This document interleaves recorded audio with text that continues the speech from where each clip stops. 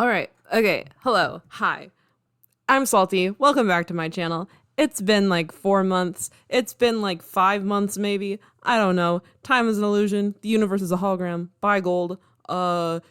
Anyway, we're here. I'm here. Back again with totally an irregular uploading schedule, and I will definitely tell you what that is. Anyway, we're here with a fan game called Swooning Over Stands, a Grunkle dating sim, where I'm assuming you swoon over Stans, as in Stanley and Stanford Pines, the hottest souled men out there. So yeah, we're just gonna start. We're just gonna go. We're just going. Here we go. We're driving, probably. Good old road trips, full of promise and ripe with potential for adventure, soul-searching, and incredible scenery. Or at least that's what you thought before the novelty wore thin. As for now, your legs are cramping up, you've exhausted your travel playlist 2 times over, and your stomach is begging for something to eat. On top of all that, you're pretty sure you're lost. I love road trips when I don't have to drive. Like, I like to be in the back seat of a road trip with all like the luggage and stuff, and it's all piled up next to your shoulders, and you're just kind of like snug in there. Yeah. Oh, shit! Yeah, there we go. Driving through Oregon paints a picture of trees, and more trees, especially on the endless winding roads that you're taking up north. All that breaks the pattern is the sign that zips past with the words that you're just able to make out. Gravity Falls. The road continues on, giant redwoods looming on both sides. You find yourself anticipating something, because as you drive on, you can feel it.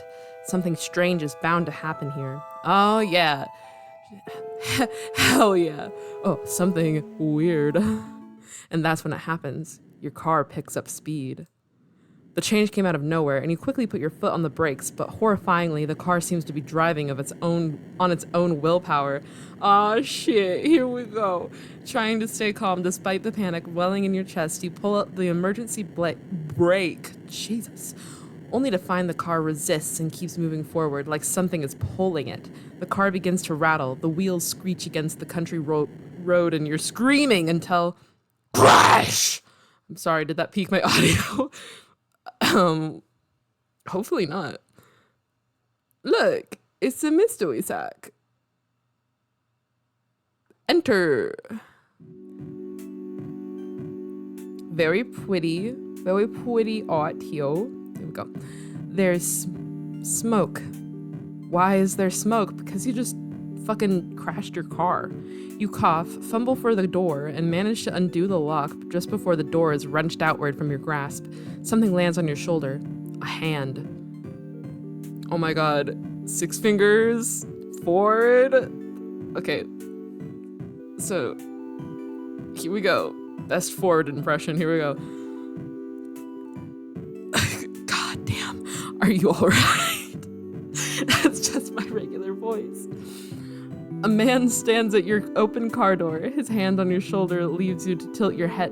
His hand on your shoulder leaves to tilt your head up, and he pulls a flashlight from his coat, shining it in your eyes. 2 blinks, and he lets your chin go. Have you come to steal my eyes? There, that'll be my voice for him. His eyes dart over the rest of you, looking for injuries. Still stunned, all you do is watch. What's your name? My name is Regular Person. Let's see. What should my name be? Probably just Salty, probably. Doot, doot, doot. And my pronouns? They, them. Salty. I'm Stanford Pines, Ford for short. I would shake your hand, but you look shaken up enough as it is. You seem fine as far as I can tell, but you shouldn't head back out there anytime soon. Where on earth were you driving in such a hurry? Let me drive my van into your heart. That's well. You open your mouth to explain when a voice calls from inside. Poindexter! Jesus Christ, no. Okay. This better not be one of your experiments again. I've had this place rebuilt too many times to... Oh my god, look at him. He's so hot. Okay. The owner of the voice walks out of the house and stops, slack-jawed at the sight of your car inside the side of, you're guessing, his house. You must have hit your head earlier because you could swear you're seeing double. Oh my god, they're twins. Sweet Moses, Ford, you've done it this time. What? This had nothing to do with me. I was testing my magnet gun and... It must have pulled this victim of circumstance into the house. I suppose it is entirely my fault. I'm incredibly sorry. Yeah, you should be.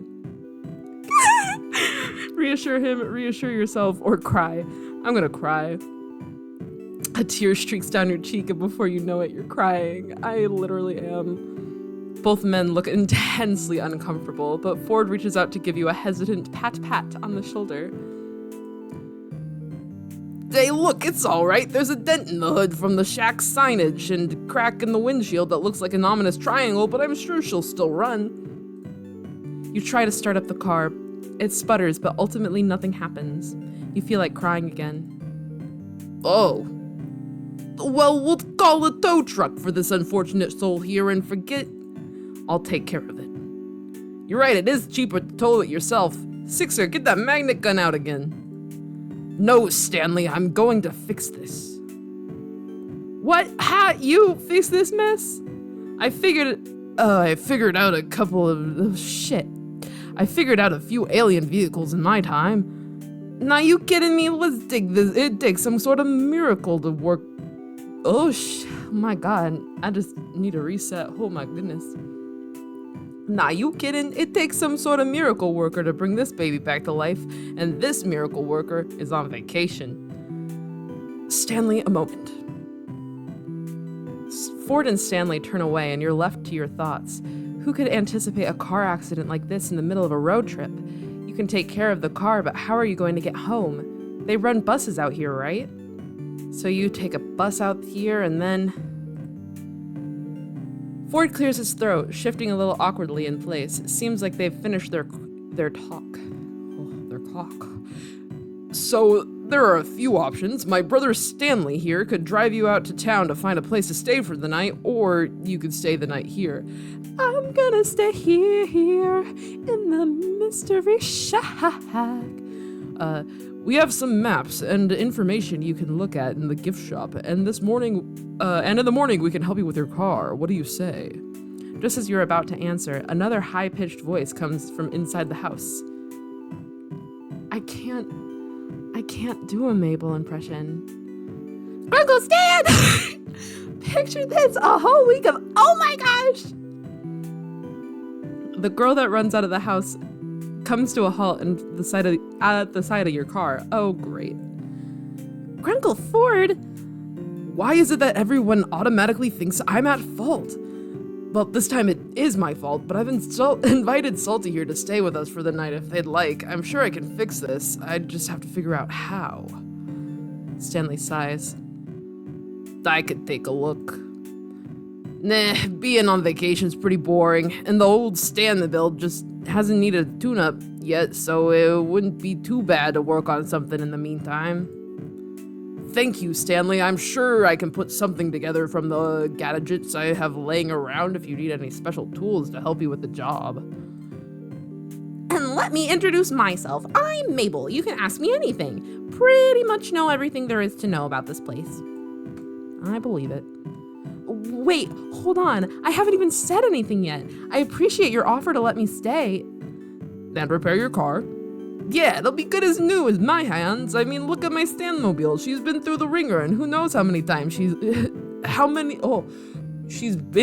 through the ringer. Who knows how many times, and she's still a beaut. He points out a red car parked a distance away. You can't really see how beautiful it is at this distance, but he sounds really confident.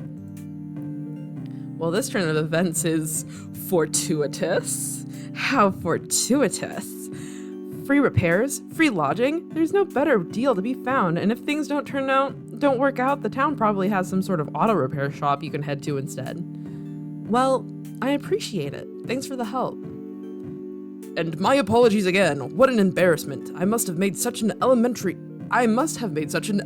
mistake. Yeah. Ooh. Heads. As the pines lead you inside the house, Mabel leaves her number in your phone for you to call whenever, and you find out that Ford's twin goes by Stan. This part's the house, but just outside the door's the mystery shack. Hey, you ever been to the mystery shack before? Tons of times. All the time. I wanted to, actually. I saw a bumper sticker while I was on the road and got curious. You're interrupted by a loud, triumphant, "Ha! Those bumper stickers were a good investment, and Sixer says they're too plain and graphically simplistic and don't have an address on them, Stanley. How is anyone supposed to find the place to attract customers? Sixer, did you hear that?" Well, they are graphically simplistic. I don't know how they found the place, let alone thought what is the mystery shack was compelling. I kind of liked it. Oops. See? They kind of liked it. Hey, I like you, Salty. How about I give you a tour sometime tomorrow? Regular place, yeah. Tomorrow? Then I'll have to squeeze all my get-to-know-you questions in today. Salty, tell me, capybara, yes or no? Hell yeah, I love capybaras. They're like the largest rodent or whatever. At that moment, a boy passes in the hallway at the far doorway, and Ford calls out to him, "Dipper, my boy, I'm surprised I didn't see you run out to the scene of the crime." Oh shit, now I have to do a Dipper voice? God. Crime? What crime? I have an alibi, I swear. Oh, you have someone with you. Crime? Haha, I'm not suspicious at all. Did you see that car outside the shack, though? For a second, I thought the Manitars were back with a grudge. Yes, about that. Dipper, meet Salty. I've, stranded their car here by accident. They're staying here for the time being. Sorry, stranded their car here? You crashed it? Yeah, the S and shack fell off and everything, and the windows are cracked. One window, the windshield. And Salty was lucky to make it out alive. They were fine. No injuries, thank you. The magnet guns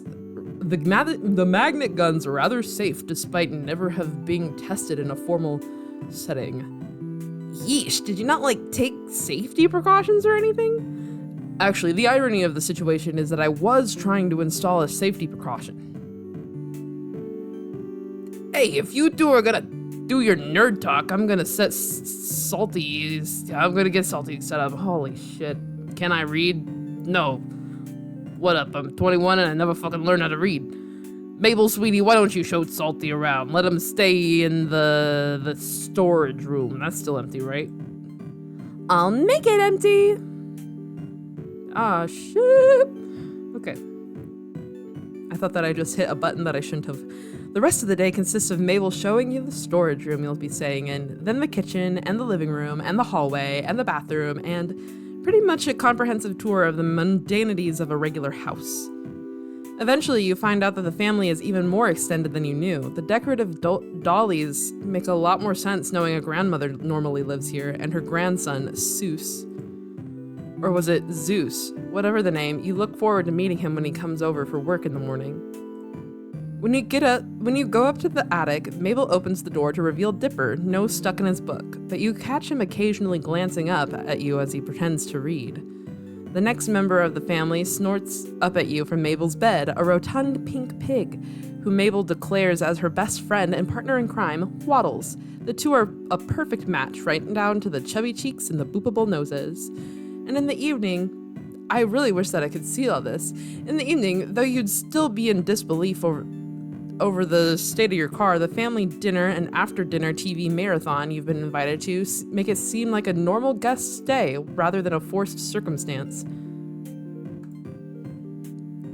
Returning to the storage room Mabel had shown you earlier, you find an air mattress waiting for you and more pillows and sheets than a summer night's warrants. You could never have too many pillows and sheets when you're sleeping on an air mattress. You wake to the weak glare of sunlight streaming through a small, high window in the wall. You can't remember your room having this kind of feature, or any hotel room for that matter, and then yesterday comes crashing back to you. You glance at the time to see that you've slept into the afternoon. Experiencing the accident yesterday must have left you tired out. Or it's just a convenient time skip so we don't have to deal with the mundanities of having breakfast.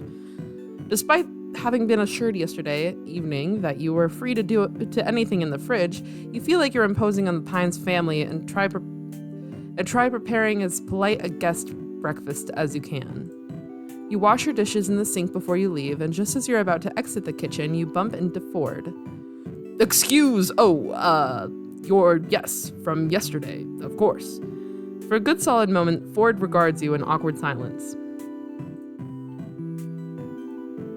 Ford clears his throat. I don't know how long this game is, by the way.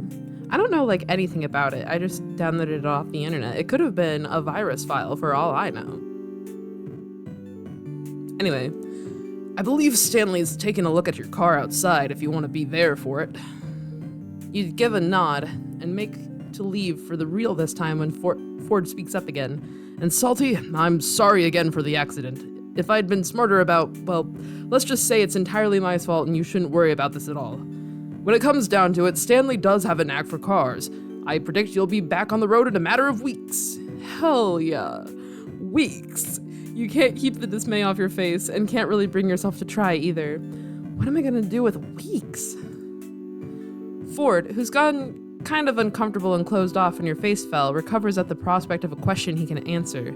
Well, there's a town to tour, of course, for weeks, and the Mystery Shack, but if you ask me, that pales in comparison to... Hold on, do you hear that? Ford turns to the kitchen doorway to investigate. Sounds like... The sound comes again, and this time you hear it as well, the squeal of a pig, followed by a pair of quick footsteps running down the stairs. Waddles tumbles past the open kitchen doorway, and Mabel comes into view soon after, a few sheets of paper clutched in hand. Ford steps quickly out of the kitchen, and you follow to the doorway, getting there just in time to see the apparent tug of war between Mabel and her pig over a saliva-covered sheet of paper. The paper rips, and after nearly toppling backward just from her efforts, Mabel recovers, snatching the scrap of ripped paper from Waddle's jaws and lifting both pieces up victoriously. Haha! Mabel wins again. Now I just gotta find Grunkle Ford! Ford, who'd run forward and held a hand out to steady this energetic child when she'd been in danger of toppling over, now finds a number of crumpled sheets of paper shoved into his hands. Mabel tugs urgently at his coat. Grunkle Ford, you have got to help me! I almost called him Grunkle Ford. Kneels down to face Mabel with a serious, though concerned look. Slow down, Mabel. What's the matter? Dipper found a stack of pages from your old journal, and I walked in, and Waddles ran up and started eating one, and he must have been chewing on it to warn me! Grunkle Ford, because look! Mabel takes the ripped halves of paper from Ford's hands and joins them together, holding it up for Ford to see. I see. And you took it as a warning?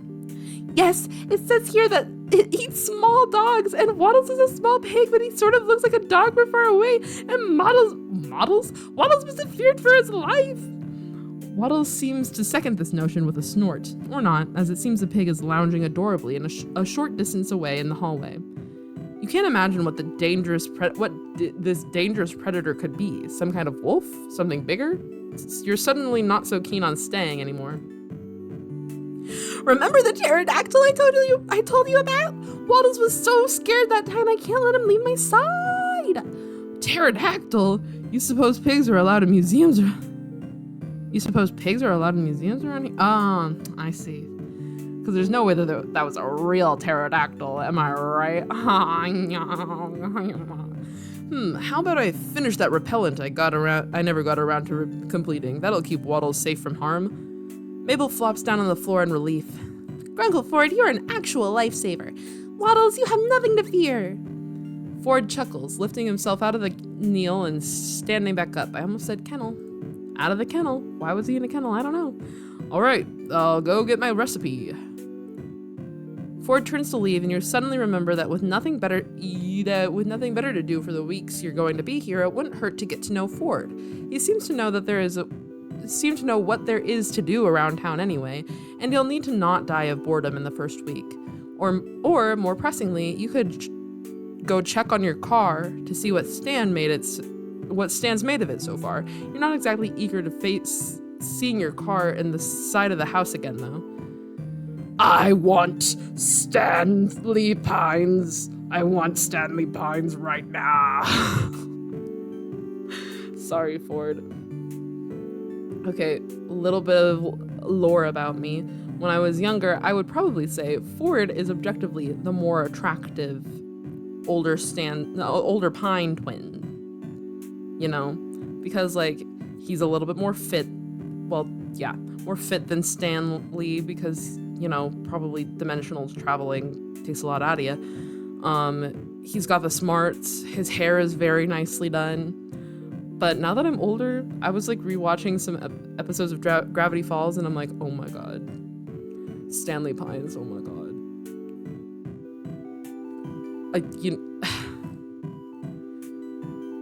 He's just hot in an inexplicable way. You know what I mean? Okay, anyway, after Ford leaves, Mabel rolls away with her pig towards the living room, and you head out of the house in search of Stan. Stan. The mystery shack should only have 4 main sides, but you feel like you've made your rounds past 5 of them before finally seeing your absolute wreck of a car. You swear it looks even worse than it did when you crashed it. Stan stands before it, hands on his hips, as he looks at the large wooden S that's made its indent in the car's hood. How bad is it? Can't tell you yet, not till I get the letter off the hood. That S never did like to stay in place. Mystery hack, huh? Look, if you're gonna insult me... Oh, you were reading the sign. I'm fixing that later, alright? Just avert your eyes. Don't look at it. I guess we should fix it as soon as possible then. Oh, shite! Sounds good to me. Give me a hand here, would you? Hell yeah. Stan directs you to help him push the wooden S off the car. It stalls a little on its own dent, but with another firm shove, its end meets the ground. Jesus, why am I having such a hard time speaking? Lord! Stan gives it another push with a grunt, and it tips, falling completely to the ground with a whoomph. Now that it's free of its burden, Stan lifts up the dented hood of the car to take a look inside. He hums and haws and rubs a hand over his chin in thought, walking over to his toolbox and grabbing a tool before walking back, still assessing the damage. Yeah, this one's gonna take a while. You've got parts that need replacing, not to mention she's not gonna look so hot after this, not unless Ford's got the tech squirreled away somewhere that can smooth out these dents. The more he tells you of your situation, the more this all sinks in. You really are stuck here. Stan spots your worried frown. Hey, salty, right? Look, I know how this sounds, but with me on the job, you'll be setting back on the road in no time. You think so? Oh, I think so. Kid, I know so. I've got a plan to get those replacement parts of yours. Might not be able to clean up these scuff marks after I'm done, but she'll run. And hey, so maybe you gotta stay a couple days. So what? There are worse places to get stranded, believe me. In fact, I'd even say the Mystery Shack is the best place to get stranded. We've got tons of stuff for people just passing through. Merchandise, magic, mystery, any other M words, mayhem, you get the idea. Stan tosses the tool in his hand back into the toolbox, exchanging it for another. He works for a while longer, in your silence, metallic clanks and the occasional heavy breath, all that mixes with the sounds of the outdoors. You stand by, awkward, uncomfortable, and a little useless. Can I help with anything? Know anything about cars? No. Hey, I know that like the little tanks inside a car are like called reservoirs or whatever. So, yeah. Stan straightens, cracks his back, and sets down a tool before leaning casually against the nearest load-bearing surface. He wipes his forehead, lets his hand fall to his waist, and gives you an assessing look. How about collages? Tall tales? Improv? Yeah, I think I can handle that, but what does that have to do with this? You gesture at your stranded car, held in limbo between life and death by nothing other than Stan Pine's car expertise and a little luck. Nothing. I was planning on having you help help me help Seuss around the shack in favor for a favor. What do you say? Well, it's more interesting than helping Ford with his pest problem. You accept. All right, follow me. You follow Stan back into the mystery shack, passing by the showroom and getting a glimpse of an energetic figure leading a flock of tourists through a veritable sea of obviously fabricated oddities. You hear the words, "And this is the ninth wonder of the world right here in the mystery shack. It's what makes this place world famous, dudes." I can't do a Seuss voice. I'm just putting it out there. Putting it out there. Stan notices your pace slowing as you listen and tosses an explanation back for you. That's Seuss during operating hours. He's the mystery shack's one and only Mr. Mystery. I told him he didn't have to keep the shack running while he's on vacation, but the kid's got a passion for the role. You interested in this kind of stuff? I was thinking about going on a tour. It feels weird now that you're staying at a tourist trap, though. And you were kind of going to poke fun at the exhibits. Harder to do when you have to live around your tour guide. It's fine, really. Nah, I think I want to give you a tour of the place. You'll get one from the founder himself. You ever hear of one of my plugs on the radio? You weren't really paying attention to the radio during the drive, just taking in the Oregon scenery. Also, I wouldn't be listening to the radio when I'm on a drive. I would be listening to Spotify and the same 50 songs over and over again. Haha. See the signs pointing to this place over a mile down... Oh, shit. See the signs pointing to this place for over a mile down the road? Again, you're pretty preoccupied with the Oregon scenery, but you guess you did see some signs with question marks on them. That's some vague advertising. Just seeing what works. Bumper stickers, huh? Still got one on Ford. Anyway, follow me, folks. Well, folk, get ready to be amazed. Stan starts leading you back the way you came. You trail behind him, a little skeptical, but definitely curious. Didn't you say the founder would lead this tour? Is Seuss the founder? Stan laughs. What? No, I'm the founder. Built this place from the ground up. Well, metaphorically speaking, I mean the house was here and the junk was here, but I was the one who spun this place into a wondrous house of mysterious junk. Stan gestures with his arms like he's smoothing out a rainbow. You're not very impressed. Prepare to be amazed. You're still not impressed, but the energy gets you hoping you'll be amazed anyway. There's a tour group in the showroom right now, so I'll be taking you in a different cycle that completely misses them. We're starting in the gift shop. Hell yeah, look at that. Stan. It's Stan and he was wrong. He's singing the Stan wrong song. You enter the gift shop, a simple room crowded top to bottom with the standard tourist souvenirs and merchandise. You see t-shirts with question marks, mugs with question marks, and pretty much everything has question marks. In the corner of the room stands a lumpy attempt of a statue labeled The Founder, recognizable as Stan only by the nose and glasses. This room usually comes after I butter up the customers up to buying things. Butter the customers up to buying things, but since you're staying a while, I have plenty of time to sell you stuff later. Take a look around. If you see an impulse buy, make it. Nothing like trusting your instincts. Ah, shit. Let's look at the founder statue. Yeah, should've asked Mabel to carve it.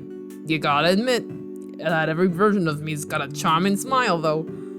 A jar of eyeballs? Thought we sold this thing years ago. Nah.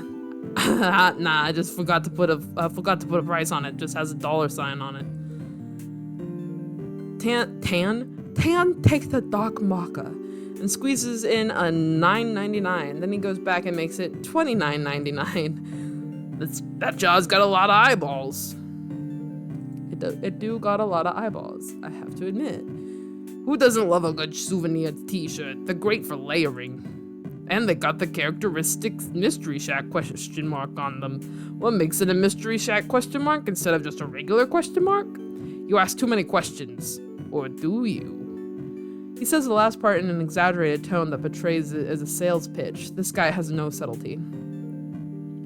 Pine tree hat.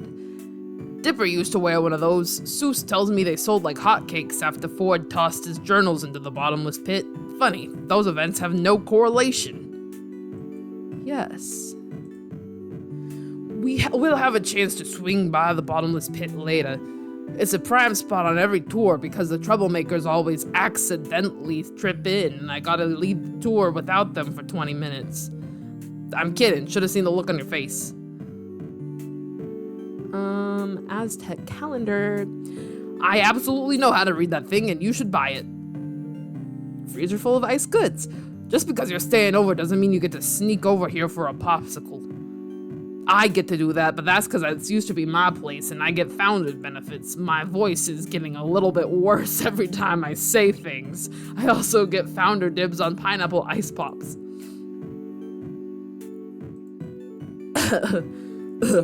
You can't actually take one out of that stack. I glued them together way back when. Secret business trick. Whoop, whoop, whoop. And you're telling me because no one will ever believe you. Then they'll try it and the whole stack will fall to the floor. You notice the you break it, you buy it sign on the wall. Employee of every month. Seuss has always been the hardest worker in the place. It was only natural to hand it over to him. Okay, I'm done looking. You sure? Well, I think I hear the tour group heading out of the showroom anyway. Oh my gosh. Now, most tourists don't appreciate nature's artistic genius, by which I mean my artistic genius, because I remembered you're gonna help me out today. You don't think of money making wonder like Sasquatch by having a boring 9-to-5 office job. You think it up when you wonder, why hasn't anyone found the Sasquatch? Could it be that his name has been mispronounced this whole time? Anyway, let me know when you've soaked up enough information from this room, cause you're gonna need to use it right after. Can I look or... Oh. I thought that I could maybe look around. I cannot look around. Alright, come on, we're gonna see what makes this place Mystery Shack instead of just The Shack. We're making another attraction for the showroom. There wasn't really anything in the showroom. It was just wood. You follow Stan through the living room into the kitchen, where stuffing and animal parts are strewn across the surface to your left. Stan pulls out a thick needle and spool of thread, and as an afterthought, adds a couple nails and a hammer to the pile. It seems a little unsanitary to do this right across from the fridge, and has the potential for to look almost gruesome if it weren't so oddly cartoonish. He steps up to the workspace and pulls at the googly eyes that have been glued over the lifeless, glassy ones typical of taxidermy. Mabel's contributions to the craft project remain firmly intact. Ah, that's what I get for letting Mabel bring her stash of scrapbooking supplies. That's one more thing to add to the backstory. Backstory? What, you don't think tourists are dumb enough to believe that the thing that you're selling them is what you tell them, just like that, do ya? Because if you do, you'll be set to do business in Gravity Falls. Anywhere else, though, customers will take a little more work. See, every good piece comes with some kind of story, or if you're Poindexter, some kind of lore. Horror stories work pretty well, because enough suggestion, people can always find ways to spook themselves. Done it for years. It's kind of an art. Stan appears nonchalant, but you see a quiet pride within him. Sounds hard. That's why I'm here, to make sure you do it right. You're still doing all the work, though.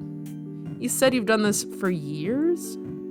Always had a knack for it, even when I was a kid. Sure, there was a little learning curve involved, but I've had a few unhappy customers over the years. Stan pauses, seemingly to reminisce, and the mixed smile grimace on his face tells you he probably had many, many unhappy customers. But mostly, I've run a great business on telling lies. I mean, stories. You learn from a true master, kid.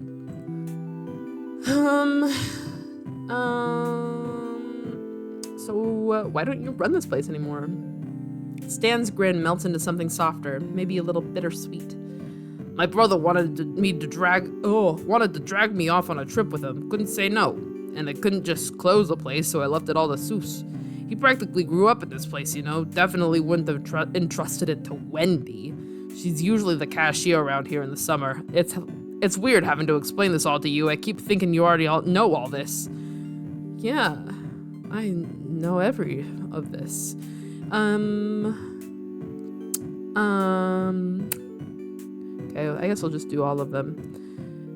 You could take the man out of the mystery shack, but you can never take the mystery out of a man, especially me, which is why I'm back to work even though I don't have to. 30 years of the same routine will do that to you. What was your original vision for the shack? Vision? Make money. What other vision do you need? But over the years, I've used the mystery line for advertising. Who isn't curious? Who doesn't want to be amazed?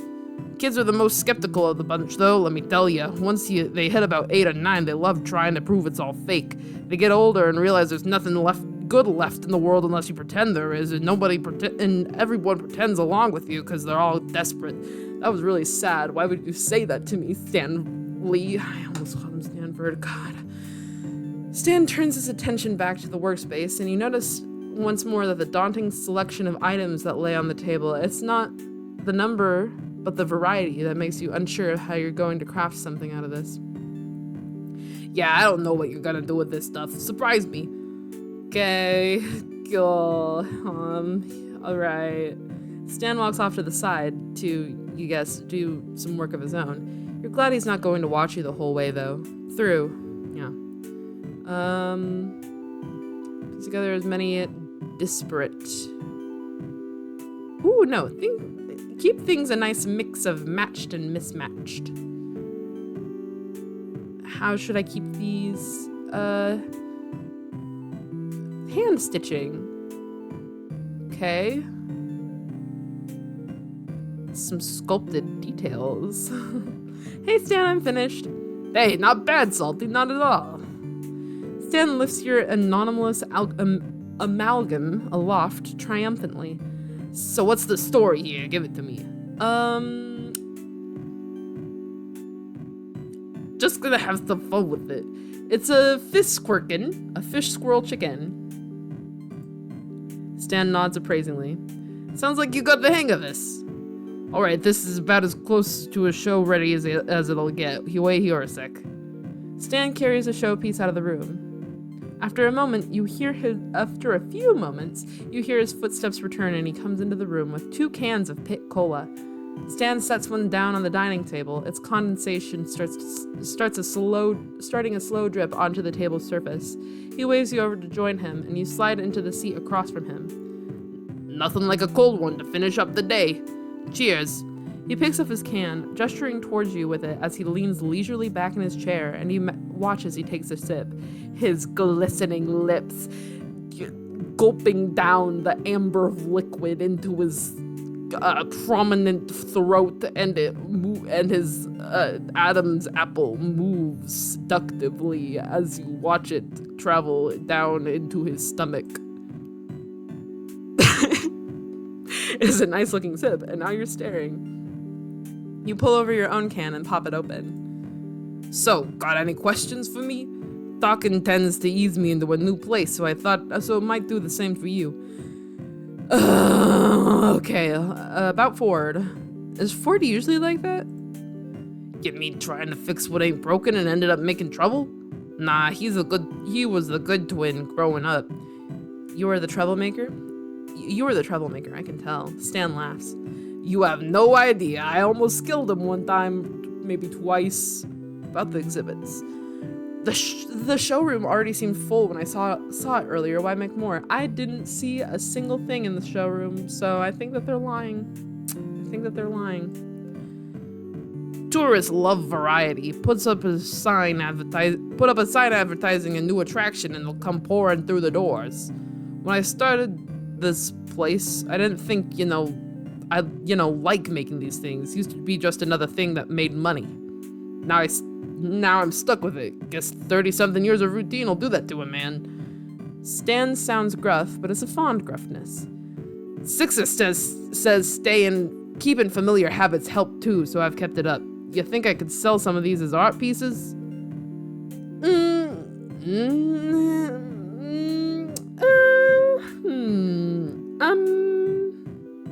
Yeah? Yeah, I could play them up to buyers and sell them at an even more ridiculous prices than I usually would. I'd buy one. I'm holding you to that. Don't ever tell him that you will take anything. He will rob you blind. Okay, I've seen it before. I've seen it with my own eyes. About him. So tell me about yourself. Stan laughs nervously. What is this, a first date? I'm Pines, Stan Pines, Imaginator, Town Darling, used to be proprietor of the Mystery Shack. He pauses and stays paused. You give him an expectant look that wants him to continue, and he clears his throat, nervous. What, you were serious? I don't get this often. The longest I can get people to listen to me is when I'm selling them something, and even then it's tough luck. The last time someone listened to me, they tried to eat me. Can you believe that? I barely got much meat left on me. I don't know, you look pretty meaty to me. And keep going, you can't just end it there. Stan gives an uncertain smile, which becomes a full-on grin, and he laughs.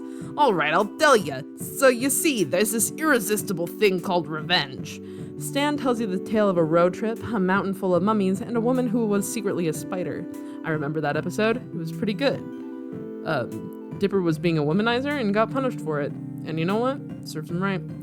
You don't believe a word of it, but you find yourself enjoying it anyway. Stan knows how to hold his audience in a decent suspense, and he seems to light up whenever you laugh at the right parts, grinning along with you.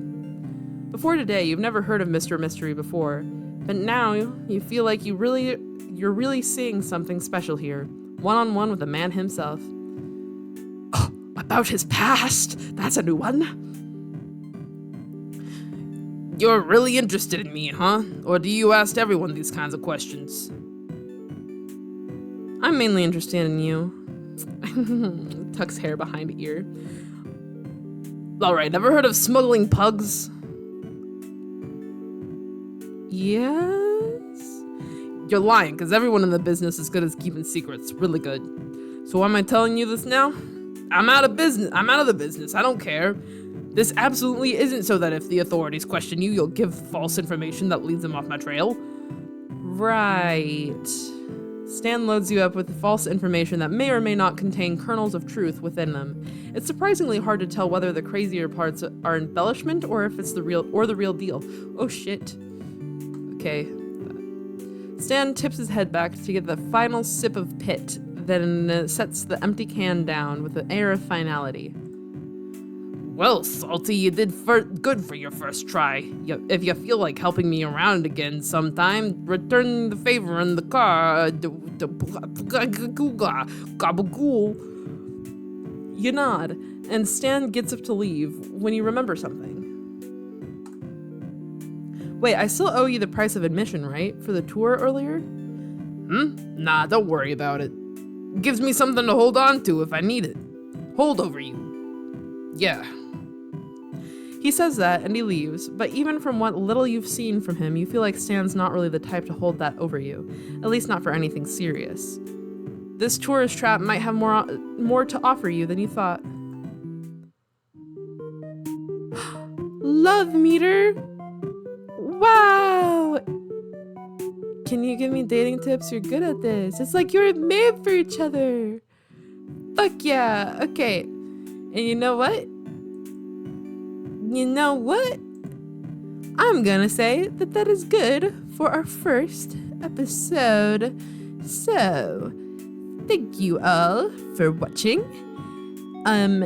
If you liked it, slam that like button, hit subscribe, and maybe even think about tinging that bell. I love you. Goodbye.